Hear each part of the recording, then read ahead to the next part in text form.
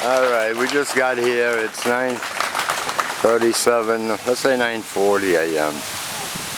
And we're in New Jersey, PNC Arts Center. The Vietnam Memorial's right next to it. And that's where we are. Let me get up here.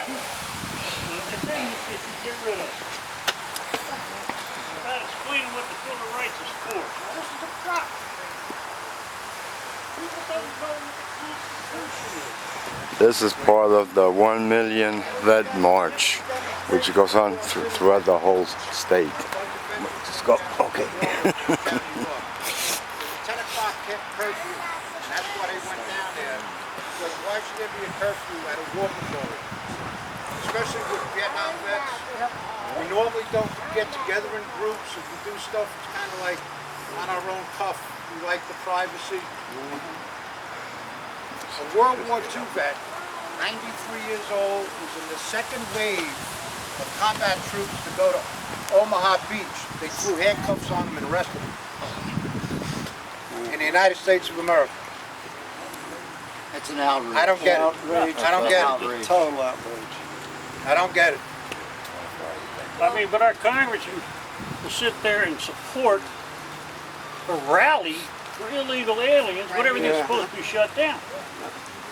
Well, the old timer down in Washington last week, when one of the congressmen came out to do his photo op, was shaking all the hands of the vets that were in wheelchairs and stuff. The one guy, who if I ever got to meet him, I would kiss his butt. He said, "You're not shaking my hand. Get your ass back into that building and get the country back open." Really? And as the media started to cover this guy couldn't run fast enough. What's that tell you? We got a bunch of cowards running this country. We got a bunch of people sitting down there in Washington that could care less if our mortgages are getting paid, if we're getting thrown out of our homes, if we're living on the street, if we got the proper medical care. You know, we need, as veterans, as I've seen it, veterans are the only one to take care of veterans. So the people that need to start running this country, I feel, are veterans. People that served. Bet you 90% of the people in the Senate and the Congress ain't served a day in our boots. And then, hell, they haven't even. And they get a hell of a lot more than we get. Now you hear them complain. I heard them complaining last week that their gym didn't have towel service. Well, guess what? I might not have medical service come a week or two. That's right. But you got to worry about your towels. Yep. Come and on new now. exercise equipment. Delivered that day. They refuse to pay for the trained service dogs for our members that need them. Yep. But they got the best health care running. Yep. Now where's the justification in these guys getting paid and we're suffering? You know, I don't have to suffer as much as I've seen a lot of veterans suffer, but still, we all got our wounds. Some of them we can see, some of them we can't. But like I said, we as the veterans of this country, I come from a long line of military people. And I'm proud to have served. I'm proud that my family's members have served. I'm proud of everybody here today and those of us that aren't here anymore. But we're the ones that need to stick together and start turning this country around. We got to, like you said, need to start teaching our children what the Constitution is, what this country was built on. You know, we need to get back to principles. They talk about principles. We need to go way back and start looking at the principles. Start teaching this stuff in our schools. You know, this immigration stuff needs to go by the wayside. Yeah, all of us have come in as immigrants. You know, our families, and I believe in that. But the way they're running it now, you can just come across the border, have a baby the next day, and automatically you're a citizen, you're getting Social Security, you're getting all these other benefits. But you take some of our fellow veterans, they can't go into Social Security and get a check without getting a hassle. We got to remember that on election day. Exactly. That's right. That's right. How many guys here are right now waiting for a VA, a pension or from your injuries. There's 1,137,000 claims that are being If held I up was an as we illegal speak. and I lived in California, I'd get a driver's license, I'd get benefits, I'd get health insurance, like that, for 3 years. And my first appeal to the VA was in 1972, and I'm still waiting. I just had a young Marine reach out to me. He served 2 tours in Iraq and 2 tours in Afghanistan. A couple of weeks before he's coming home from his last tour, he gets blown out of his Humvee with an IED. He winds up with an injured hip, injured shoulder, and TBI. He's got 2 Purple Hearts and a chest of medals that you'd have to lean forward to carry them off. He came home to the United States and put a claim in to the VA to get some help. They denied him. Denied this kid. And he's got 2 Purple Hearts on his chest.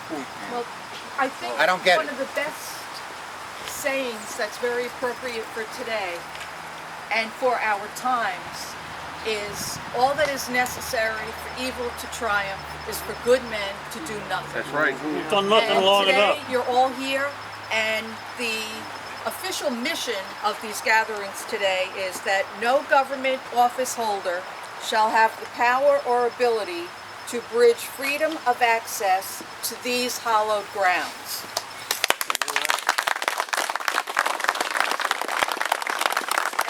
I think you all should turn to each other and thank each other for the service that you've given. Thank you. Oh, all right, thank you. As well, thank you. We have Just had surgery for prostate cancer. I just filed that appeal. This is Americans helping Eddie! Americans, and as a fellow American that wants to help us and is a supporter of veterans, we have somebody that will represent the regular America, the old America, the America that we want, Mr. Steve Lonegan. And those who have served our country, I cannot thank you enough. My dad, Arthur Lonegan, was a Navy war vet of Korea. My dad served in Korea, came back and married my mother, and as many couples did, hunkered down, worked hard, a blue-collar worker. My dad died when he was 39. My mom went back to work, and after being a single mother, a stay-at-home mom, and built herself a little career and saved some money. My mom is at that unfortunate stage in her life where we've had to move her into a nursing home. We learned last month that she's been denied her veteran benefits from my dad for a nursing home because my mom went back to work and saved some money. So a few $100 a month to help with her care that was earned by my dad's commitment to this country. This is what we're seeing, folks. This is how we're seeing our veterans treated. It is the greatest blemish on Americans' honor, how we have let down our veterans at every level, on every level. And I think America needs to get back on track and recognizing that it's you, the men and the women who have fought and died for this country, and the descendants of those who have fought and died, and those who have fought and lived, that need to be taken care of. And we've lost our priorities in America, ladies and gentlemen. We know that. We all see it. That's why we're here today. We have a president that has shut down the World War II Memorial on the mall while a few feet away, opening up the same mall for a rally for legal immigration. It's a disgrace. I graduated high school after my mom went back to work in 1975. And me and my 2 very best friends, and their names were Don Hart and Lenny Hatton, none of us could afford college.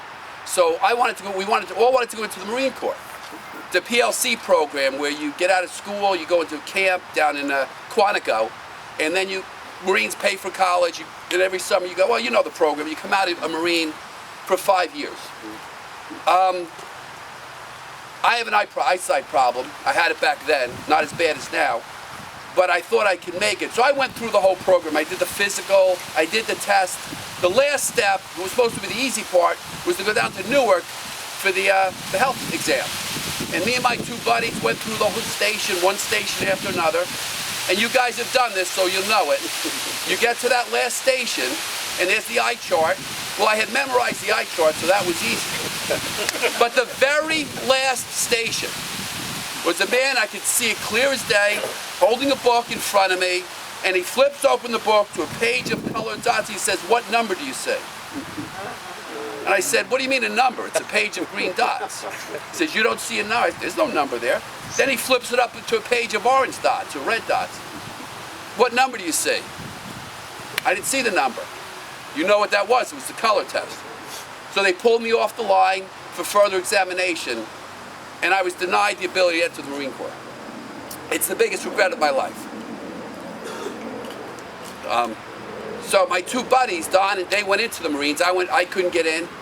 They went to camp. I went to work for a year to go to school.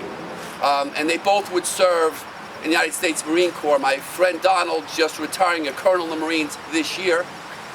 And my other friend Lenny Hatton, after 5 years leaving the Marine Corps and joining the FBI. And while in the FBI in 2001, while being downtown New York City and a volunteer fireman in Ridgefield Park, when he saw these planes hit the World Trade Center, put on his volunteer equipment, and went into that building and never came out. That's commitment to this country, that's courage. And that military that you served in is what has given us our freedom and our liberties, and will continue to defend that freedom and liberty. And as your representative in Washington, I promise you, from the bottom of my heart, I will be fighting for you every single day, for the benefits you deserve, and for the strength of our military. So, thank you, God bless you. Thank you very much. Sir, no disrespect intended. My name's Larry McDermott. I served 2 tours of Nam. I'm 100% service-connected disability. And I've been voting all my adult life. And I pretty much stay up on top of what happens within the country. And as I said at the beginning, no disrespect, but we hear from you guys at things like this when you're running for office. The minute you step into office and you get into Washington, things change and rapidly go downhill. And I'm going to speak for myself, but I probably could speak for a lot of my brothers. We're tired of that. We put our trust in you guys to do the right thing. We go to the ballots, we listen to what you have to say, we vote for you. You just go to Washington and you sit on your asses, collecting your money, getting all your perks, and doing nothing for us. Or anybody else within this country who deserves it. Yep. You gotta vote those people out. Once That's you gotta get get rid of those You gotta vote them out. That's it. Well, you have the right, sir. You have the absolute have the right to be jaded. All of our veterans do. Like I said earlier, it's the biggest blemish on the honor of this country, how we have let our veterans down. But I have a father laying under a tombstone with his Navy ranking right on that tombstone. It means a lot to me. And so I'm here for him as much as for our future. I don't know what else to tell you other than I understand how you feel. Yep. Let's But, talk about the alternative. The You'll know alternative where I to am, guys, when you need me. You want Cory Booker? That's right. No. Right? You'll know How do where we I am. get the word out? Tell you what, I hope you're here. No, I hope you don't have to be here next year. I hope next year our memorials are wide open, America's back on track. All right. But I will be here for you guys next year when I'm in office. So thank you, everybody. But if you get in office, sir, if you get in office, and we're in this deficit again, or this predicament again next year, are you going to be like the rest of our leaders and take your paycheck, while the rest of us are wondering where we're going to get our next meal? You know what? I don't know. Are these guys actually taking a paycheck? Yes, they are. Yeah, they are. I No, only there should be- heard of three. No, sir. doesn't affect The answer is no. whatsoever. The answer is no. The answer is no. I will not. If the government was shut down again, I would not be taking a paycheck. So. Get that on You have that in writing. The president's here. You have that in writing. Could I say something about your question there? My name's John Pennell. I'm from New York. I came down here because it was the closest place I could find. I've met Mr. Lonegan before. I can only tell you he's an honest man, which is very rare in politics. However, I would say to all of you veterans, at one time, I'm a veteran of the Navy from before your era. You got involved once, for whatever reason you joined up. Our country needs you more today than it did then. Join whatever your political persuasion. I don't care if it's a Republican or a Democrat. Your local parties are corrupt as hell. They need you people to get out there, to get involved, and to shake them up. If I could give you one piece of advice, a year ago I never thought I'd be running for office, but I am. My wife said stop complaining and do something, so I'm out there. Get out and do something. Your country desperately needs you. Never ever vote for an incumbent. The problem, every problem we face as veterans, as citizens of New Jersey, New York, whatever town you live in, was created by professional politicians. They created every problem, and they're not going to solve a single one. Get out, get involved. A local man like Steve, believe me, he upsets their apple cart, he pushes their button, he pokes them in the eye with a sharp stick. That's what we all need to do. Please get involved. As my wife said to me, stop bitching and get out and do something. Thank you. Yeah, very good.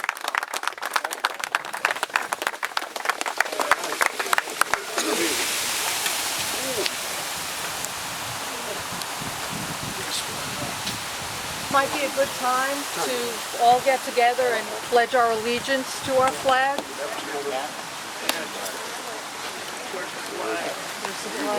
Is there a flag? No. Out there in the middle. We have some in the middle here. Right here. Somebody has one? Right here. Oh, okay. I pledge allegiance To the flag of the United States of America, to the republic for which it stands, one nation, under God, indivisible, with liberty and justice for all. Ask for a moment of silence for our fallen comrades.